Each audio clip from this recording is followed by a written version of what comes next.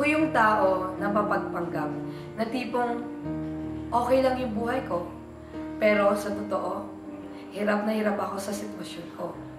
Ako yung tao na pag may problema, tahimik lang at halata sa mukha ko ng dami kong iniisip. Madalas akong magsulo dahil nasanay naman ako mag-isa eh. Ayoko kasi maging pabigat sa mga mahal ko sa buhay. At higit sa lahat, hirap din kasi ako magtiwala sa ibang tao. Dumating sa point ng buhay ko na sobrang nagkagulo ako. Hindi ko na maintindihan at di ko na alam kung paano aayusin ang buhay ko. One time, in-invite ako ng tita ko sa Crossfire. Naisip ko na baka religion naman ito. Pero yung pumunta ako, sobrang na-realize ko na mali pala yung mga iniisip ko. I feel blessed and loved, especially with God.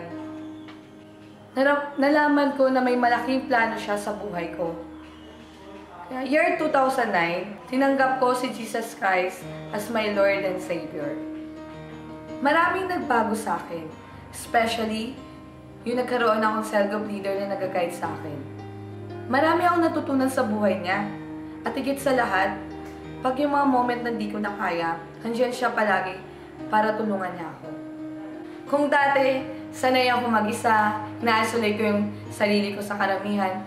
Pero ngayon, ang sarap lang na may mga kasama ka, mga taong tutulong sa'yo to make you a better person. Hanggang dumating ako sa time na nagdesisyon ako mag-encounter. Sobrang lupit kasi it really changed every aspect of my life. I feel blessed, I feel freedom, peace, and love. Sa mga hindi pa nag-i-encounter dyan, I invite you na sumama kayo sa darating na encounter para ma-experience nyo yung mga bagay na naranasan ko. Kaya wag mo nang palampasin ang mga pagkakataon nito. I want to share this verse to you.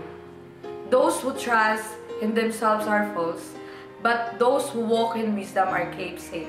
Ang point lang nito, ang taong malaki daw yung tiwala nila sa sarili nila, na hindi humihingi ng tulong sa iba, ay isa daw malaking kahangalan.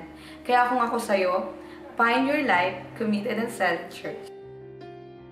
I'm Jamil J. Tugay. I choose to walk with God.